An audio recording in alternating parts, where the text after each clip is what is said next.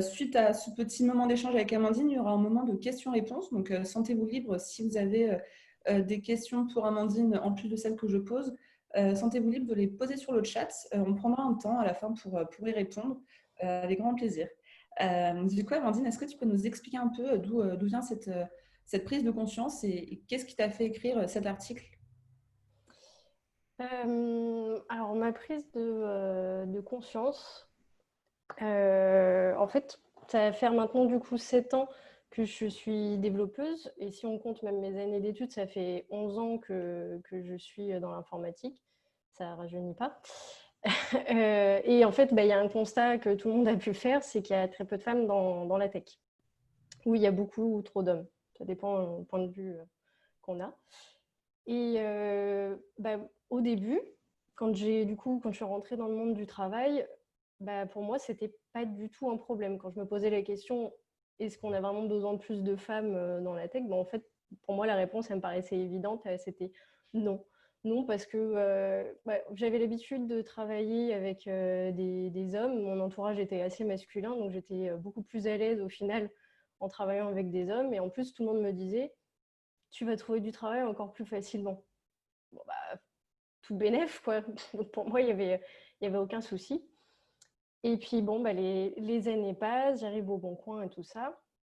Et c'est en 2017 qu'il y a une développeuse de chez Google qui est venue faire une conférence au Bon Coin chez nous et qui est venue du coup parler du sujet des femmes dans la tech. Donc, sans grande conviction, je me suis dit pourquoi pas y aller et aller voir ce que ça donne. Et en fait, là, je me suis pris une méga claque. En fait, elle a mis en lumière des choses dont j'avais absolument pas conscience. Elle a parlé de témoignages, elle a montré des chiffres, des choses, voilà. C'était pas dans ma réalité. Et du coup, je me suis pris une énorme claque, en fait. Ok, tu parles d'une claque et de chiffres qui sont marqués. Est-ce que tu te souviens de quelques chiffres qui ont pu te claquer du coup? Il y a 2 chiffres qui m'ont particulièrement marqué.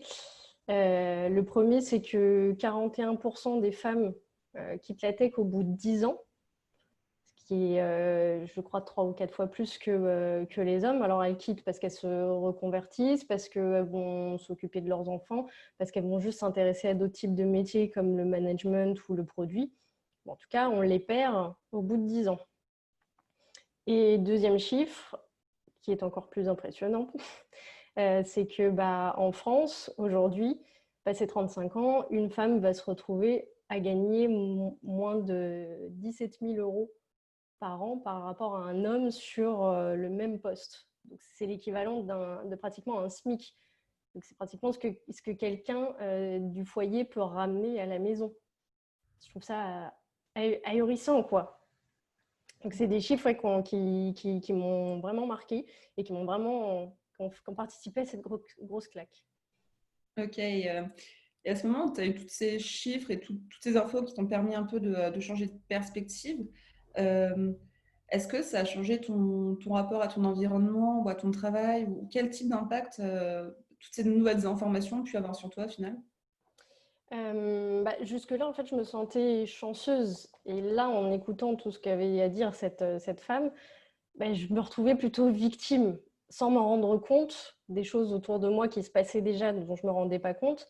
Et ce qui m'attendait dans quelques années, j'étais clairement une victime. Et pour moi, du coup, ça a complètement changé ma perspective et j'ai commencé à me poser beaucoup de questions, à remettre en question beaucoup de choses autour de moi. Et j'ai voulu en parler aussi à mon entourage masculin, à mes collègues qui étaient que des hommes, en tout cas à cette époque-là. Euh, et c'était l'incompréhension totale. Pour eux, en fait, et vraiment sans méchanceté aucune, pour eux, l'égalité était déjà là. Et en fait, je venais mettre le doigt sur quelque chose qui n'existait pas pour eux. Donc ça a été un mur d'incompréhension. Et moi, ça a été pour moi la deuxième claque que je me suis prise, quoi. Donc je me suis dit, waouh, il y a vraiment quelque chose à comprendre. Là, il y a vraiment un problème, il y a quelque chose à comprendre. Et du coup, qu'est-ce qu'on fait quand on essaie de comprendre tout ça? Pourquoi on commence en fait, il y a quelques années, quelle a été ta première étape de réflexion à ce sujet? J'ai voulu revenir aux bases et la base, c'est l'histoire. Effectivement, dans la présentation de cette développeuse de chez Google, elle parlait de certaines femmes comme Ada Lovelace, comme le nom de l'école. J'espère que tout le monde la connaît, qui est quand même la première développeuse. C'est pas rien. On peut parler aussi d'Eddie Lamar, qui est à l'origine de la transmission d'ondes, et c'est grâce à elle aujourd'hui qu'on a le Wi-Fi ou le Bluetooth. Grace Hopper aussi, qui est largement connue. Enfin, c'est quand même grâce à elle qu'on a eu les compilateurs. Il y a aussi Stephanie Shirley, qui est moins connue, mais qui, en fait, est un peu à l'origine du premier télétravail et des sociétés de services. C'est quand les femmes, du coup, avaient leur premier enfant, généralement, elles étaient mises à la porte. Et vous avez quand même besoin de gagner leur vie et de travailler. Du coup, elle a créé son entreprise pour aider du coup, ces femmes qui devaient rester à la maison, s'occuper des enfants et faire du télétravail. Et pourquoi je choisis de citer ces femmes-là, parce qu'il y en a beaucoup, beaucoup d'autres. Mais c'est pour moi, en fait, celles qui ont eu un impact le plus fort sur le métier de développeur aujourd'hui. Parce que vous me direz, normalement, j'ai fait des études, j'ai fait une fac, j'ai fait une grande école. On m'a appris l'histoire de l'informatique. Donc, normalement, j'étais censée les connaître. Mais pas du tout. En fait, l'histoire qu'on m'a racontée, on ne m'a pas du tout parlé d'elle. Avant 2017, je n'avais jamais entendu aucun nom de ces femmes-là. Alors que ça faisait déjà des années que j'étais dans l'informatique. Moi, je me suis dit, là, non, il y a clairement un problème. Et petit fun fact, en préparant du coup ce talk, j'ai voulu vérifier une information sur Internet et je suis tombée sur la page Wikipédia France de l'histoire de l'informatique. Et croyez-le ou non, il n'y a pas un seul de ces noms qui est cité sur la page. Il n'y a pas une seule femme qui est citée sur la page, alors que la page est quand même assez grande. Ça prouve bien qu'on a un problème pour parler des femmes dans l'histoire. Alors, ce n'est pas que dans l'informatique, malheureusement. Mais voilà, pour moi, déjà, je me suis dit, là, il y a peut-être une première piste. Ok, donc en gros, les femmes ont toujours été là dans l'informatique. Elles ont été présentes autant que les hommes dans la création et le développement des premiers systèmes informatiques. Et aujourd'hui, elles sont invisibilisées, on va dire. On n'a plus de rôle modèle, on n'a plus de développeuses dans l'histoire vers qui se référer. Et dans les débats un peu féministes, on a souvent cette question de rôle modèle, de créer des rôles modèles pour inspirer la prochaine génération. Est-ce que toi, tu penses que les rôles modèles, est-ce qu'ils sont importants en fait, tout simplement? À quoi ils servent et sont-ils importants? Alors oui, je pense qu'ils sont importants, mais chacune, après, trouve ce qu'il veut avec le principe des rôles modèles.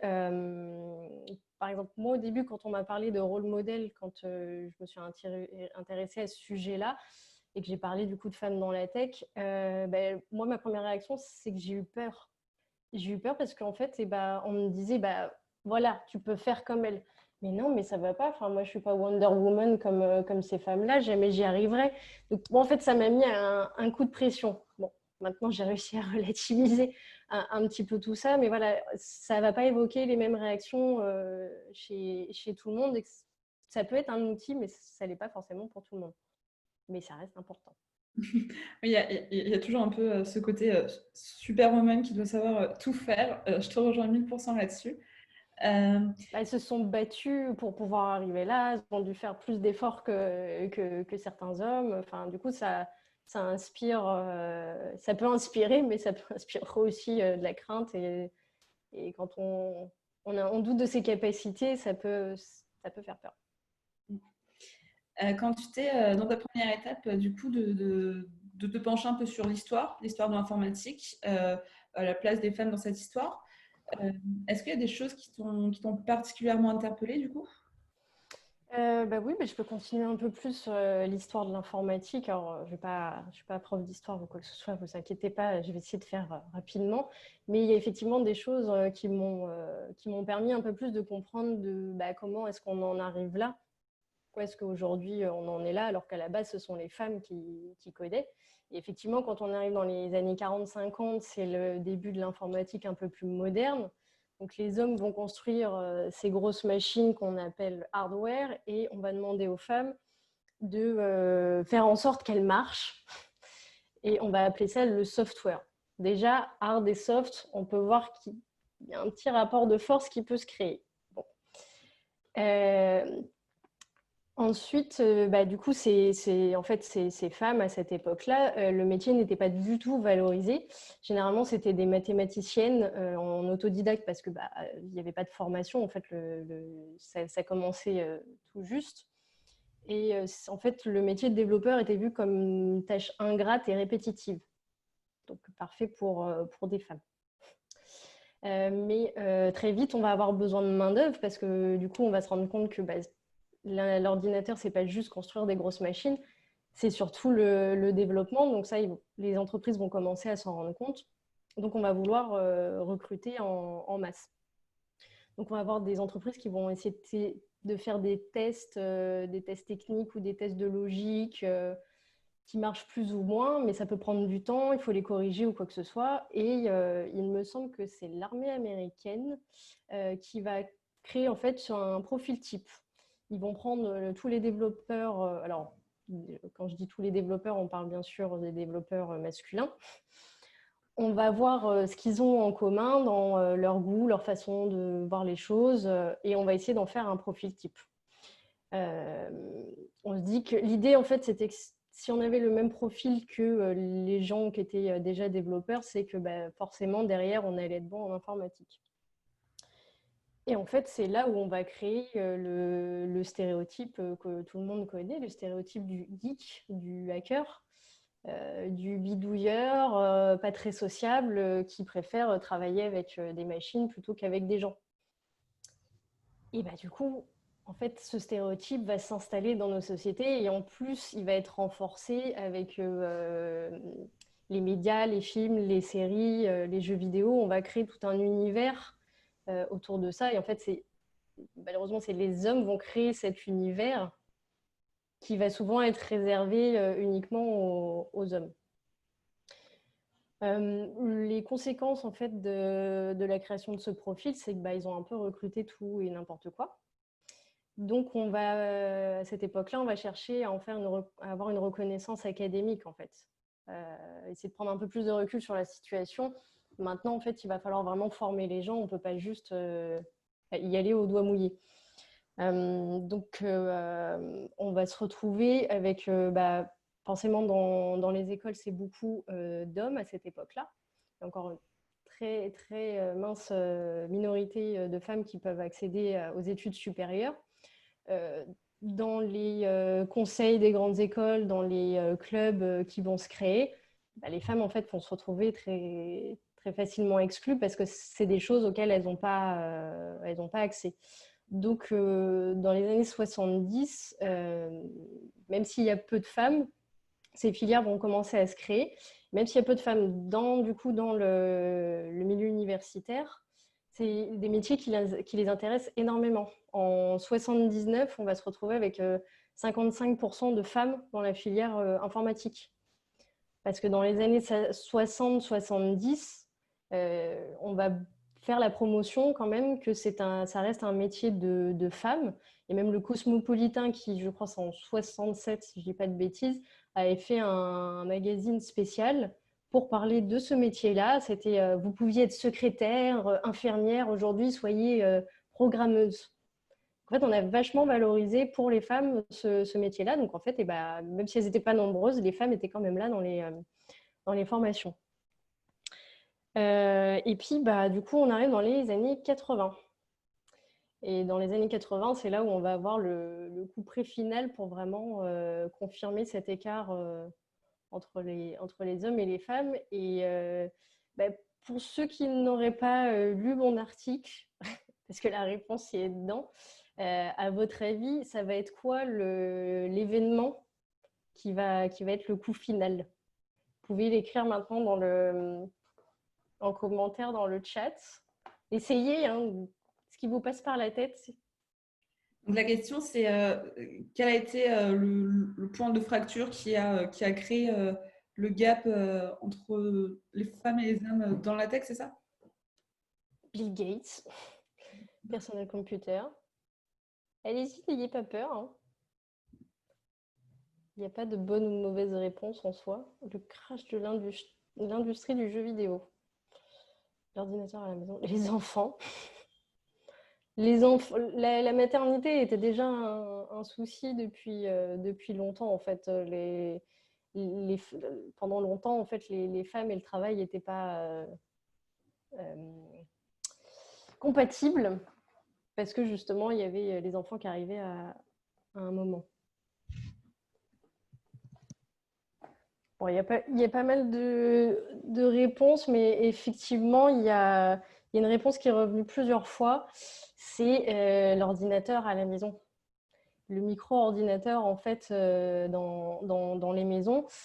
On va en faire... Alors déjà, c'est un objet très cher à l'époque. Donc, c'est réservé à une certaine classe sociale. Et c'est un symbole de réussite sociale et de pouvoir. Donc forcément, on va cibler les hommes. Donc ça va être, on va cibler les pères de famille qui veulent encourager leurs fils. Et du coup, c'est ça, encore une fois, c'est un milieu très masculin. Et en fait, du coup, on va surtout viser les petits garçons, les futurs entrepreneurs et chefs d'entreprise. Donc, quand tout le monde va arriver en études supérieures en première année, on aura des petits garçons qui ont déjà eu un ordinateur à la maison, qui ont le droit de s'en servir. Parce qu'on a des témoignages, bon, ça se passe dans les années 80, mais on a des témoignages de femmes qui n'avaient même pas le droit d'utiliser l'ordinateur du grand frère ou même du petit frère à la maison, parce que c'était vraiment ciblé pour les garçons.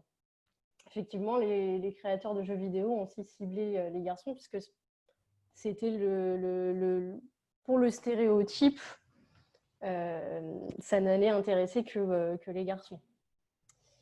Du coup, je me suis perdue. Et du coup, arrivé en première année, en fait, l'écart va se creuser, puisque les femmes n'avaient jamais touché un ordinateur. Alors, on généralise, hein, mais en gros, les femmes n'ont jamais touché un ordinateur et les garçons, si.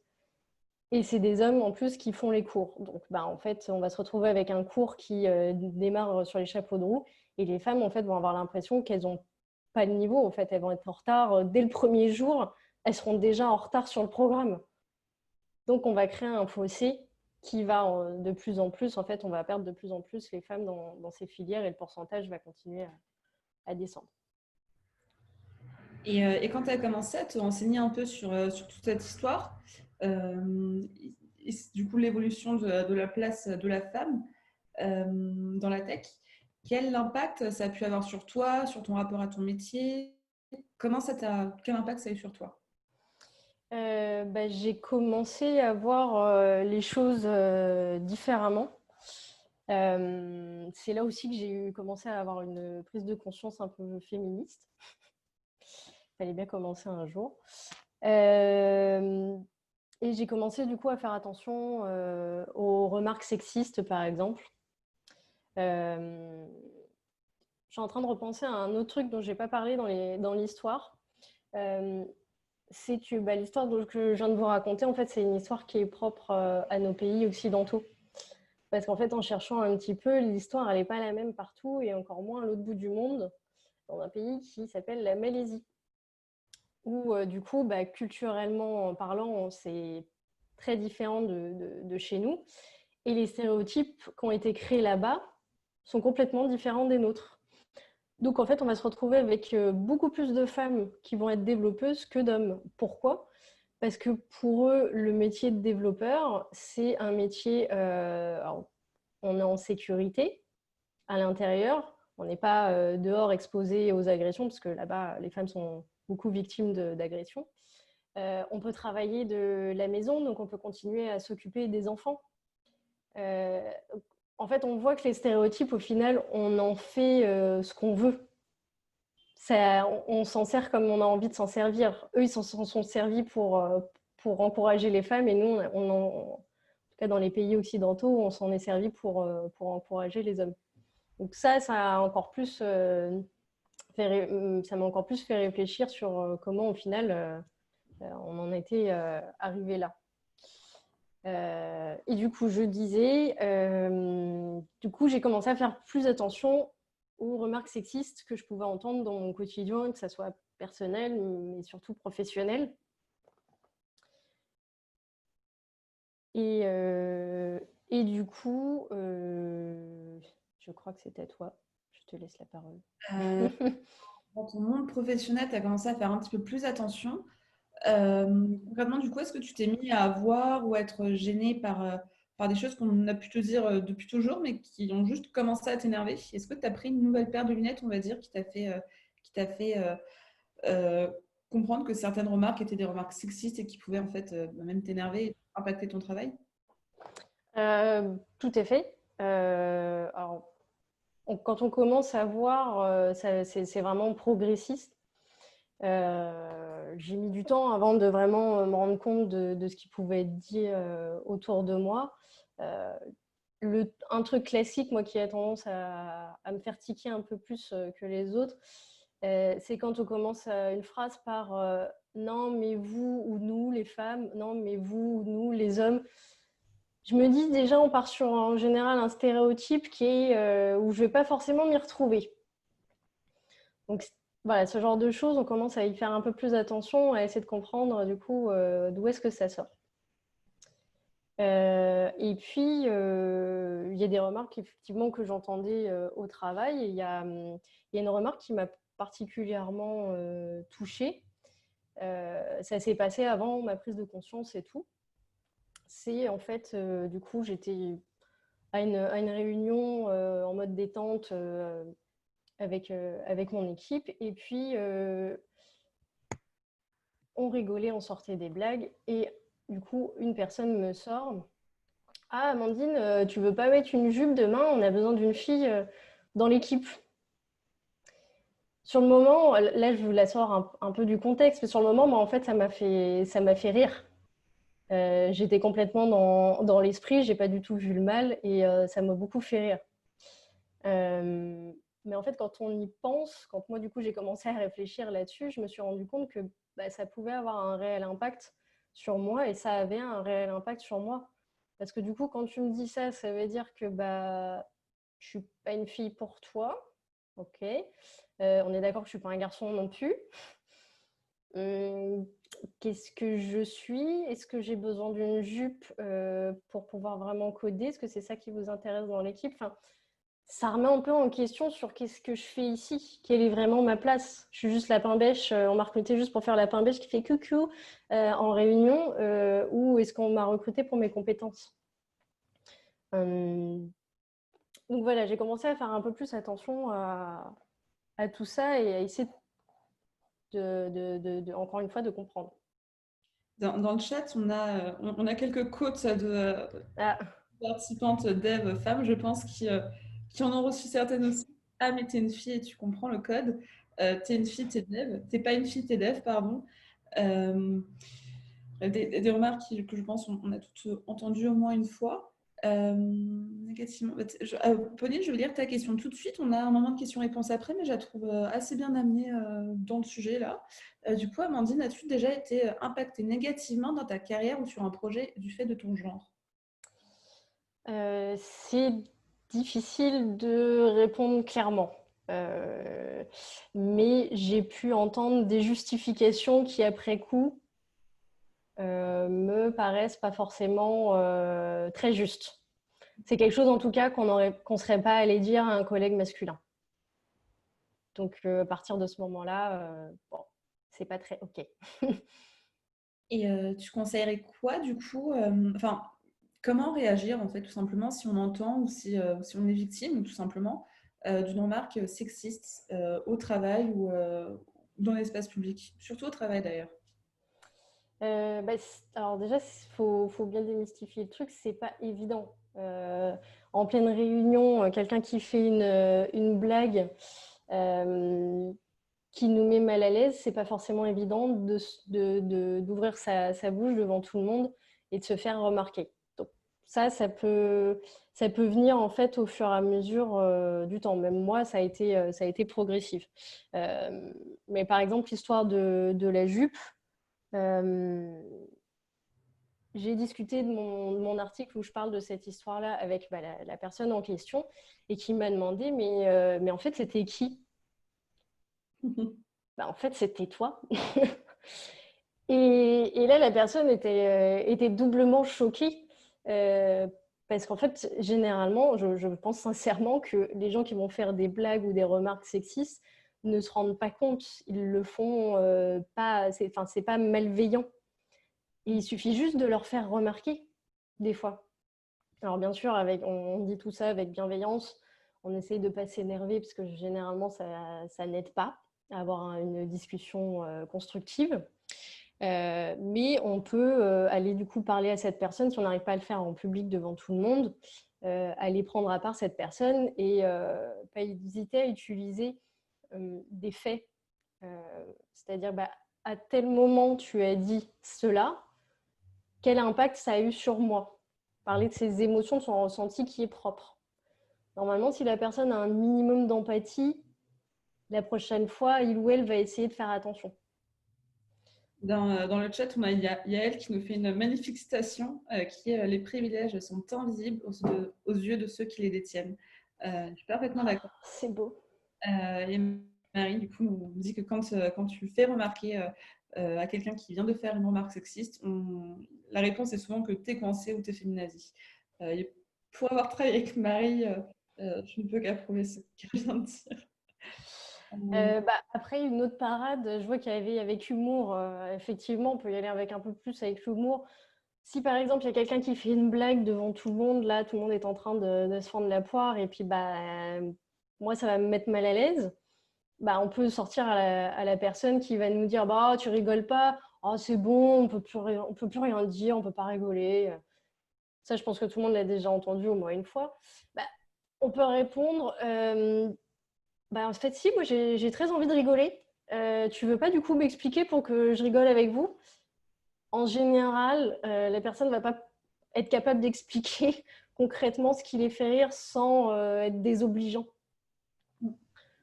Voilà, un petit truc en général, ça marche bien. Est-ce que, alors, ouais, il y a plusieurs réponses à ce genre de truc. Il y en a qui passent par l'humour, il y en a qui passent par une franchise assez nette ou parfois par l'énervement. Et moi, je fais partie de ceux qui pensent qu'il ne faut pas culpabiliser ceux qui sont énervés parce qu'on a le droit d'être énervé quand on entend 100 fois la même remarque chiante. C'est toute une étape, c'est tout un moment d'apprendre à ne plus être énervé face à ces choses-là. Et du coup, pour toi, est-ce que c'est... Alors toi, tu as l'air d'avoir atteint ce stade, c'est super cool. Ça a pris du temps. Je pense que c'est normal. Est-ce que c'est important pour toi d'avoir le luxe, ou en tout cas de travailler dans un cadre où tout le monde se sent respecté, hommes et femmes, et en quoi surtout c'est important aujourd'hui qu'une entreprise pousse des projets ou encourage cette égalité? Alors pour une entreprise, outre le fait que en ce moment c'est un petit peu la mode, que avoir une bonne diversité dans les équipes, c'est quelque chose où les entreprises peuvent faire de la pub pour elles-mêmes. En fait, ça a aussi un impact sur le produit qu'on va délivrer. Je ne sais pas si vous connaissez l'histoire en fait, des premiers airbags. Les premiers airbags, en fait, ont fait énormément de morts chez les femmes et les enfants. Et encore à l'heure d'aujourd'hui, il y a statistiquement une femme a plus de chances de mourir qu'un homme dans un accident de voiture si l'airbag se déclenche. Pourquoi? Parce que en fait, c'est principalement des hommes qui ont conçu ce produit et qui l'ont testé du coup sur des hommes. Donc pas avec la même corpulence. On a la même histoire avec la reconnaissance vocale ou la reconnaissance faciale. Où du coup, on ne va pas reconnaître certaines couleurs de peau ou certains types de voix. En fait, si dès le départ, on n'inclut pas, si on cherche à toucher, en fait, à créer un produit, par exemple Le Bon Coin, qui veut toucher toute la population, bah, en fait, si vous concevez avec une partie seulement de la population, vous allez répondre à un besoin qui correspond à une partie de la population. Ça paraît logique. Je pense que quand on regarde l'histoire des produits qui se sont créés, on peut constater de la nécessité de la diversité en création produit. Je suis bien d'accord. Ouais, je pense qu'on peut citer encore beaucoup de... La liste est très longue. La liste est longue. Et je voudrais rajouter aussi, c'est que ça peut être un argument pour vendre ce genre de bienfaits à une entreprise, c'est que ça a été prouvé, il y a des études qui ont été faites qui prouvent qu'en fait, en apportant une diversité dans les équipes, on rentabilise encore plus, le chiffre d'affaires d'une entreprise va être encore plus important. Et on parle vraiment de milliards de dollars qui sont perdus tous les ans à cause du coup de ce manque de diversité dans les entreprises. C'est France Stratégie qui avait publié du coup sur les entreprises françaises ou américaines, je ne sais plus, ces chiffres-là. Et il y a beaucoup d'études en fait qui prouvent qu'avoir une diversité, ça augmente la rentabilité. En vrai, pour une entreprise, c'est surtout ce qu'ils ont envie d'entendre. Il y a Shirley qui vient de poster un article à ce sujet dans le chat pour ceux que ça intéresse. Et je ne sais pas si tu as... Merci Shirley. mais, Yael a donné un conseil du coup pour rebondir sur des remarques sexistes qui est la reformulation. Il s'est passé ça, ça provoque ça chez moi, donc le ressenti, et je te propose d'arrêter. Euh, pour séparer le factuel du ressenti et permettre aux gens du coup de... je crois que c'était toi qui m'avais dit ça leur permet du coup euh, de vraiment être empathique par rapport à ce que l'autre en face peut vivre, de bien séparer le factuel du ressenti euh, et du coup de favoriser un peu une prise de conscience d'un problème qu'on voyait peut-être pas avant. Ça, c'est la petite remarque de Yael. Je rajouterais aussi, il ne faut pas hésiter à connaître quelques chiffres qui sont vachement parlants et qui peuvent défendre la cause. Si vous avez des chiffres et des sources, la personne en face de vous, en fait, peu importe le débat, elle ne pourra rien dire. Et à ce sujet, du coup, comment, dans une entreprise, on peut être acteur de cette transition un peu dans les relations hommes-femmes, comment on peut faire bouger tout simplement les lignes en entreprise sur ces sujets? Je pense que ça se fait par étapes, mais pour moi, le plus important, en fait, déjà, c'est la sensibilisation. Commencer à sensibiliser, commencer à voir le sexisme, parce qu'en fait, on ne le voit pas. C'est pour ça qu'on l'appelle le sexisme ordinaire, c'est qu'on n'y fait même plus attention, c'est normal.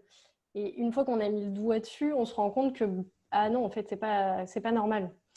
Donc, essayer de transmettre, de sensibiliser avec bienveillance. On n'est pas là pour juger, mais avec bienveillance et pédagogie. Voilà, pour moi, c'est la première étape. Et ce n'est pas une affaire juste de femmes qui doivent se lever quand en réunion, elles entendent des choses qui ne leur conviennent pas. Les hommes aussi peuvent j'allais dire mettre le point sur la table, mais c'est vachement sexiste.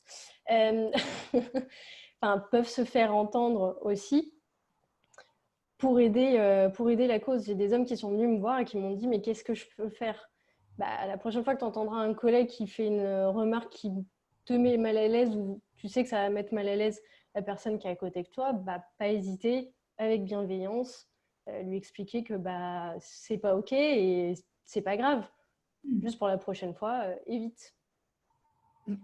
Pour répondre à Mana, juste la conférence va durer encore peut-être une dizaine de minutes, plus ou moins.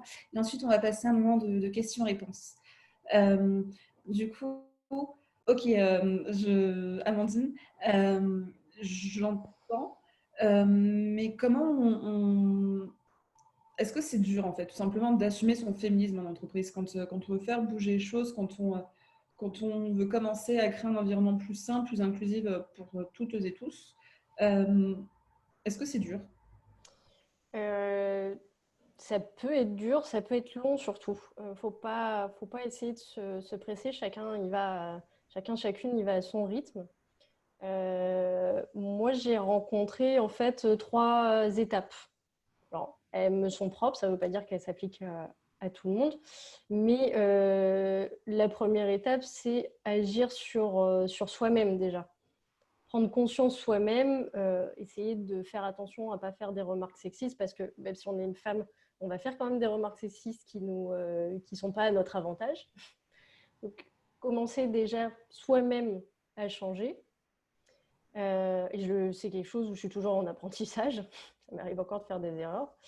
La deuxième étape, c'est agir en fait sur son entourage proche. C'est commencer en fait à en parler, à essayer de venir titiller un petit peu les gens sur le sujet et commencer en fait à trouver des alliés. C'est du coup ce que j'ai pu faire au Bon Coin. À l'époque, du coup, en 2017, j'avais créé le groupe des femmes dans la tech. Et en fait, ça a permis de créer une petite sphère en fait, où les femmes du coup, se sentiraient en sécurité, pourraient parler librement sans du coup avoir un regard masculin qui pourrait les mettre mal à l'aise. Ça ne convient pas à tout le monde, mais voilà, commencer un petit peu à prendre contact avec les gens autour de soi. Trouver des alliés, je pense que les meilleurs alliés dans une entreprise, c'est les RH et la com. Si vous arrivez en fait à trouver un ou une alliée dans ces métiers-là, en tout cas, c'est comme ça que j'ai vu que les choses ont commencé à bouger dans l'entreprise. C'est quand on a eu des gens qui avaient beaucoup plus d'impact sur toute la société que juste de développeuses avec leur petite pancarte en disant c'est pas OK. Ça ne suffit pas. Donc voilà, commencer à trouver des alliés. Et pour moi, la troisième étape que j'ai franchie assez récemment, c'est aller en parler encore plus loin, pas juste ma sphère proche. Aller au final devenir un petit peu porte-parole, pas uniquement dans son entreprise, mais autour de soi, dans d'autres entreprises. J'ai fait un talk chez 42, j'ai fait un talk chez Allianz, j'ai fait là, ce talk-là. Commencer en fait à en parler pour essayer de toucher encore plus de monde. C'est ce que j'ai fait aussi avec l'article. C'est ce que je voulais faire, en tout cas avec l'article, c'était toucher un maximum de monde. Mais j'ai commencé en 2017, on est en 2020. Donc ça prend du temps. Il y a des moments où moi-même, j'étais plus dans la motivation ou quoi que ce soit. C'est OK, chacun avance à son rythme, on fait comme on peut avec les outils qu'on a. À son rythme, mais j'imagine que c'est aussi un chemin truffé d'erreurs, parce que c'est un sujet délicat, c'est un sujet qui peut souvent être pris sous tension. Donc être indulgent envers soi-même et envers les autres qui peuvent peut-être ne pas encore avoir les bons mots, ne pas encore... c'est une pédagogie de vie, je pense, ce sujet-là. Il faut se renseigner un peu tout le temps là-dessus. L'indulgence en premier et la patience. Exactement. Et tu parlais du coup du féminisme. Moi, c'est que très récemment que je me revendique vraiment féministe. La première fois qu'on m'a dit que j'étais féministe, en fait, la première fois, on m'a traité de féministe parce que c'était vraiment utilisé dans le sens d'une insulte pour la personne qui le disait. Et je l'ai pris aussi comme une insulte. Parce qu'effectivement, on a tendance à avoir une mauvaise image du mot féminisme. C'est un mot qui fait peur. L'assumer en entreprise, ça peut être compliqué. Généralement, on voit une horde de femmes en colère, les seins à l'air, qui sont en train de brûler leur soutif. Non, il y a des degrés, en fait. On n'a pas tous les mêmes façons de faire, on n'a pas tous les mêmes idées. C'est pas parce qu'on est féministe qu'on a envie de brûler des soutifs. Et je pense qu'il ne faut pas hésiter en fait à expliquer sa version du féminisme avec ses propres mots dans son entourage. Pourquoi est-ce que je me revendique féministe? Parce que en fait, je suis pour l'égalité entre les femmes et les hommes. Voilà, c'est pas plus compliqué que ça et j'ai pas envie d'avoir une domination de la part des femmes ou je ne sais quelle bêtise. Mais c'est vrai que c'est un mot encore aujourd'hui qui fait vachement tiquer. Donc c'est OK aussi si on n'est pas à l'aise pour pouvoir se revendiquer féministe. Si derrière, au final, on a les mêmes gestes et la même façon de penser, peu importe le mot qu'on utilise. Et maintenant qu'on a une définition assez claire, je pense que tout le monde était assez d'accord sur la définition du féminisme ici, mais comment on définirait, c'est quoi une entreprise féministe?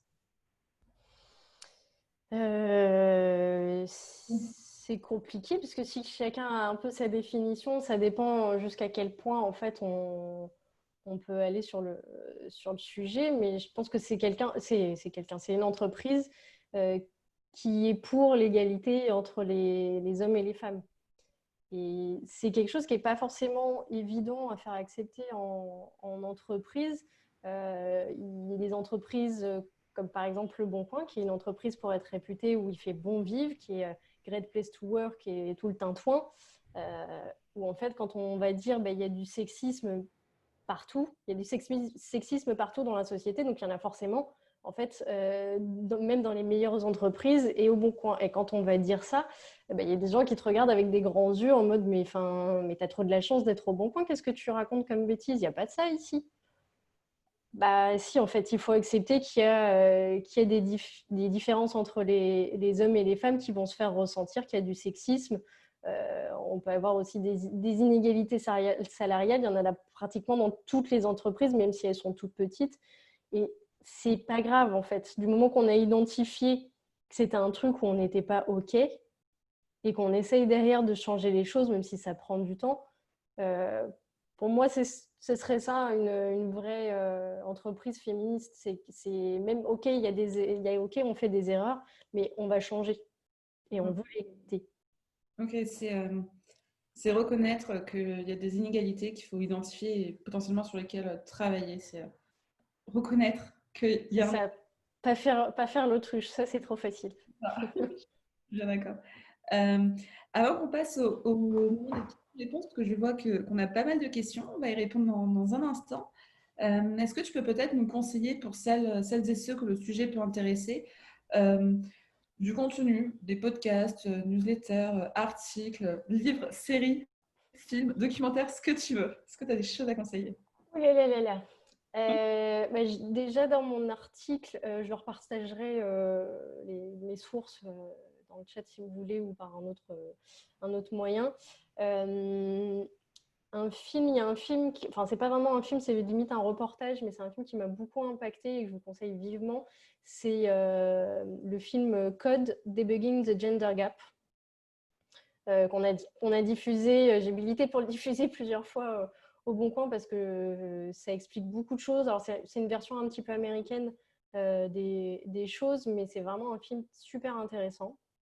J'ai suivi aussi un MOOC en ligne qui s'appelle Mixité du numérique, qui est super intéressant. Il y a beaucoup, beaucoup, beaucoup d'informations.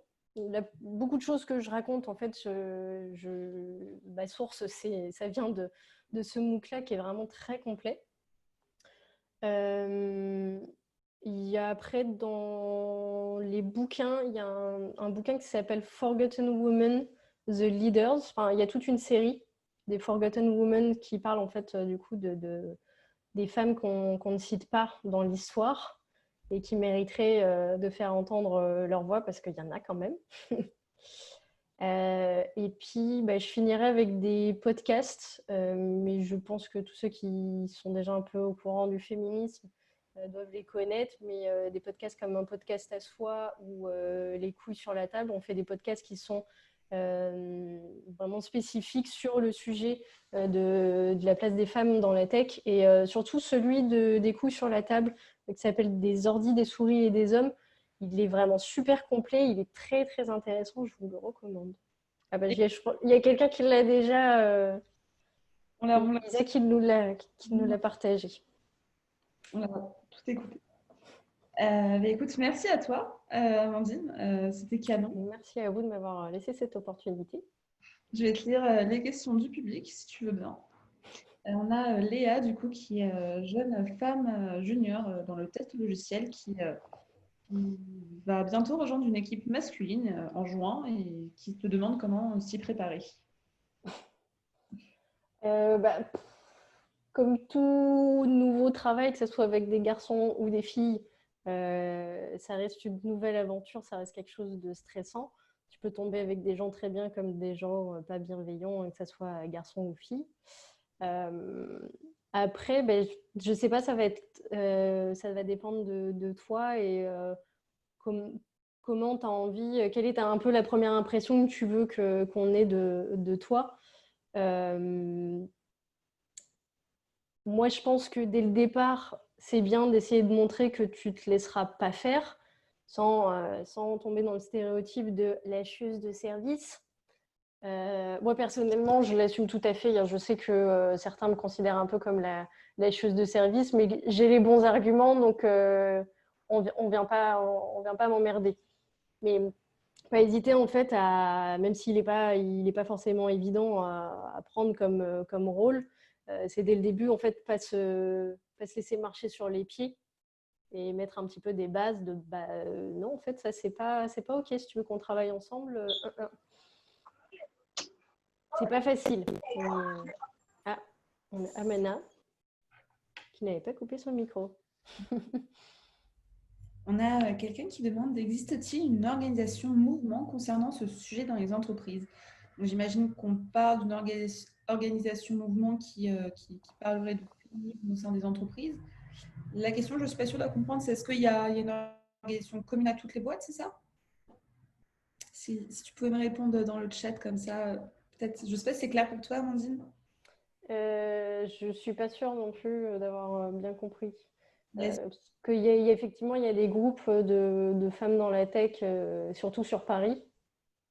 Je ne sais pas si c'est ça. Mais c'est plus des personnes,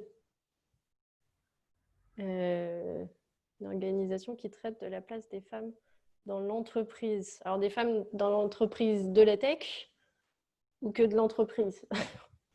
en effet, c'est assez conventionnel d'avoir des groupes Women in Tech dans des grosses boîtes techniques qui permettent du coup aux femmes de s'y retrouver. C'est souvent du coup à l'initiative d'une salariée comme Amandine a pu le faire en fait à Le Bon Coin. Ça se popularise de plus en plus. Alors, quand j'ai créé le groupe, j'ai eu certains collègues masculins qui sont venus me dire ah ben si vous faites des déj entre filles, on va faire que des déj entre mecs, c'est pas juste et tout, vous nous mettez de côté. Et, enfin, les gars, c'est déjà ce que vous faites des déj entre mecs. Donc, peut y avoir une réaction un peu fermée de la part de ces messieurs, mais ça changera très vite. On avait Marie-Lange qui conseillait à Léa de ne surtout rien laisser passer une fois que tu laisses croire que c'est OK de faire des blagues sexistes. Ce sera dur de revenir en arrière et ne pas hésiter à s'imposer, à laisser entendre sa voix. Je trouve ça tout bien dit, donc je le lis. Je pars à la recherche d'une question. Alors, c'est vrai que pour dépister si un peu l'état d'une entreprise a été créé récemment l'indice égalité hommes-femmes qui peut se retrouver sur aussi. Je crois que ça ne concerne que les très grands groupes. Oui, c'est à partir d'un certain nombre d'employés que les entreprises sont obligées de publier ce chiffre-là. Généralement, ils font la journée des droits des femmes. Généralement, c'est ce jour-là où ils se disent tiens, on va faire une petite pub, regardez, on n'est pas si horrible que ça. Bon, il y a toujours quand même un écart. Le pourcentage est jamais parfait, mais en général, c'est ce jour-là qu'on peut avoir accès à ce chiffre. Alors, je vais passer à la dernière question. Je pense en avoir loupé. Je suis passée dessus 2 fois, mais n'hésitez pas à remettre si c'est le cas. Amandine, penses-tu qu'une femme expérimentée dans le code se fera plus respecter? Étant junior, je ne sais pas si j'ai subi certaines remarques parce que j'étais junior ou parce que j'étais une femme. J'ai pas forcément la réponse. Forcément, quand tu as plus d'expérience, tu vas avoir un peu plus d'arguments, mais c'est pas pour ça qu'en fait tu ne seras pas victime de sexisme. Sinon, il n'y aurait pas des écarts de salaire aussi importants en fait. Donc c'est une excuse en plus que de dire que tu es junior, mais c'est pas pour ça malheureusement que ça disparaîtra en prenant du galon. Mais les choses sont en train de changer. Ne te décourage surtout pas. Les choses sont en train de changer et ça tient qu'à toi de faire entendre ta voix. Moi, je suis assez optimiste sur le futur. Et toi? Ben, j'ai envie de dire vaut mieux. Vaut mieux. Moi, je remarque quand même qu'il y a eu que toute la société a un peu plus pris conscience de ce qu'était le féminisme, le sexisme, les avec les trucs comme hashtag MeToo, ces choses-là. À l'époque, quand du coup j'avais vu le talk en 2017, le hashtag MeToo n'était pas encore passé. La société avait encore moins conscience de tout ça. Je me souviens quand j'ai commencé à parler d'écart salarial, on m'a rigolé au nez en disant que ça n'existait pas en France. Bon, maintenant, les médias parlent de ça et on voit des chiffres et maintenant, on peut plus l'ignorer. Je pense qu'il y a un vrai mouvement de la société qui va faire bouger les choses. Maintenant, oui, ça peut prendre un petit peu de temps, mais je suis sûre que dans 100 ans, on en rigolera.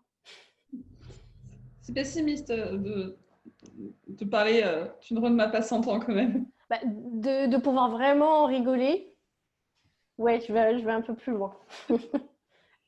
Euh, on a Yael qui te demande si au Bon Coin, vous travaillez sur le sujet avec notamment Social Builder pour plus de femmes dans la tech. Oui, on avait invité du coup quelqu'un de chez Social Builder qui était venu faire une présentation.